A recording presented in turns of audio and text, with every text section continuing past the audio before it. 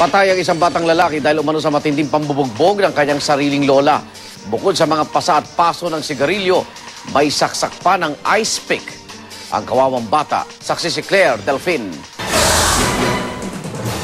Balot ng galit at pagsisisi si Angeline Amamio. Di niya sukat akalaing sa kamay ng sarili niyang ina, mamamatay ang 5 taong gulang niyang anak na si JR.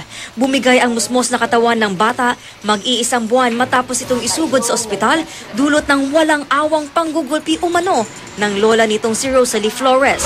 Bukod sa mga pasa, puno rin daw ng paso ng sigarilyo ang katawan ni JR. Basag ang bungo at may saksak ng ice pick ang tuhod. Sa dami ng nawakan namin, iba pinatay tabi na rin. Hindi naman nagkakaganito. Ito parang sinadya, parang tinorch ko. Kwento ni Angeline, 4 na buwan niyang ipinahiram sa nanay niyang si Lola Rosalie, ang bata sa Cavite City. Sa akin yun ang nagiging. Yun po, sa akin, pinayagan ko dahil wala naman siya. Dahil siya pinayagan ko naman.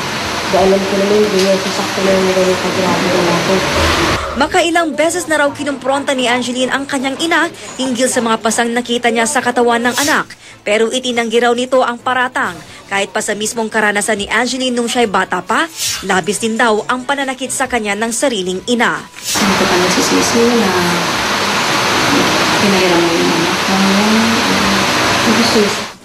Ako si Claire Delfin, ang inyong saksi. Samantala, bahagi ng isang gusali sa New York wasak matapos mabagsakan ng bumigay na construction crane. At isang unggoy sa Austria, pinadedeklarang isang tao. Narito na po ang mga balita mula sa iba't ibang panig ng mundo. 10 minutong inulan ng hailstone sa buo-buong yelo ang isang maliit na bayan sa Germany. Kaya daig pa sa pinagbabato ang mga tinamaan sa bigat ng mga nagbagsakang yelo.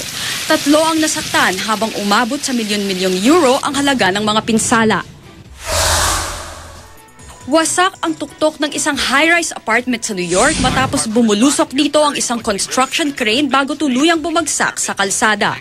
Ilang tao ang nasaktan sa insidente, ngunit kinukumpirma pa ang kabuuan nilang bilang. Inaalam pa rin ng mga otoridad kung bakit bumigay ang crane. Patay ang hepe ng National Police ng Chile matapos mag-crash ang sinasakyan nitong government helicopter sa isang 3 palapag na gusali sa Panama. Patay rin ang 10 iba pang sakay ng chopper. Patuloy namang iniimbestigahan ang sanhi ng crash. Siya si Matthew Heiselpan, isang unggoy. Pero ang mga taga-suporta niya sa Association Against Animal Factory sa Vienna, Austria, dumulog pa sa isang European Court of Human Rights para ipadeklar siyang isang tao.